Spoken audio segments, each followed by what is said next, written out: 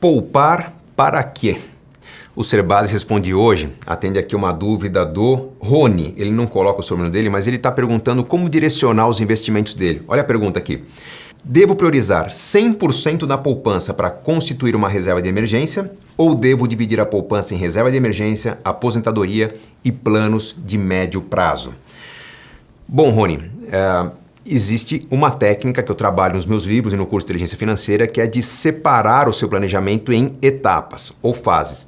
Antes mesmo de começar a investir, eu não vou nem me preocupar com a reserva de emergência, vou me preocupar com a qualidade de consumo, seria o primeiro passo na estratégia de investimentos, para que eu, com um consumo mais saudável, um consumo de mais qualidade, tenha um orçamento mais flexível para lidar com os imprevistos. O que eu quero dizer com isso? É que imprevistos vão acontecer na sua vida, você não consegue se livrar de todos eles, mas o ideal é que você tenha um orçamento que possa ser manobrado em caso de imprevistos, para que você não tenha que sacar dinheiro das suas reservas de emergência, dos seus planos, para lidar com pequenos problemas ou oportunidades do dia a dia. Então, o que é um orçamento manobrável? É um orçamento com menos comprometimento do futuro, menos compras parceladas, menos engessamento das escolhas, mais gastos variáveis. Então, a recomendação é que a pessoa simplifique um pouquinho sua vida, gastos fixos menores, e gaste um pouco mais com lazer, com cuidados pessoais, com qualidade de vida, com aprendizados avulsos, ou seja, compensando nessas pequenas recompensas motivadoras do dia a dia aquele desconforto maior que você tem num custo de vida menor. Você saiu de um apartamento maior para um pouco mais apertado, você não vai estar mais feliz do que você estava antes. Porém, você vai ter um final de semana mais farto em aprendizado, em conhecimento, em desfrute, em cuidados pessoais, e isso deve sim compensar. Então, falando de investimentos, qualidade de consumo é o primeiro passo, porque lazer, cuidados pessoais, qualidade de vida são tipos de gastos que nós pagamos à vista e que, quando tem algum tipo de imprevisto, você simplesmente cancela o passeio de fim de semana, o cabeleireiro da sexta-feira, o pequeno curso que você vai fazer na semana que vem para poder lidar com o imprevisto. Isso te dá mais estabilidade a partir do uso do orçamento. Definir um consumo de mais qualidade, próximo passo, antes de qualquer outro, formar uma reserva de emergências.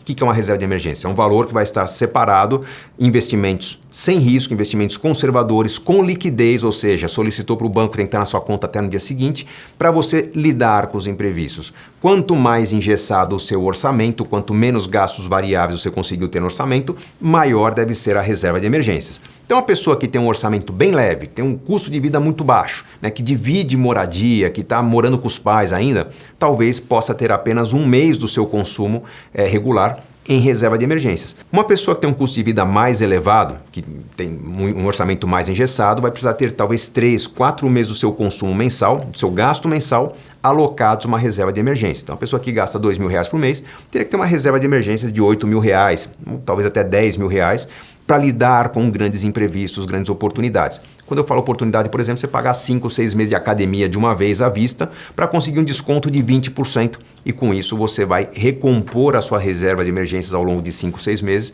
e não pagar a academia, que custaria mais caro. Somente depois de formar a sua reserva de emergências é que você vai se preocupar com o seu futuro.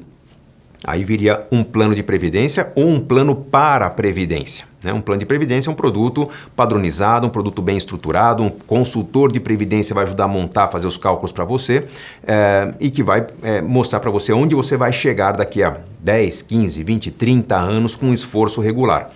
Formou a reserva de emergências, montou um projeto que garante que você vai ter uma renda que permita você ter dignidade no futuro, consegue poupar um pouco mais, aí vem os demais investimentos, que o Rony chama aqui de planos de médio prazo. Pode ser planos de longo prazo também, uma viagem sofisticada quando fizer uns 50 anos de idade, 60 anos, por exemplo.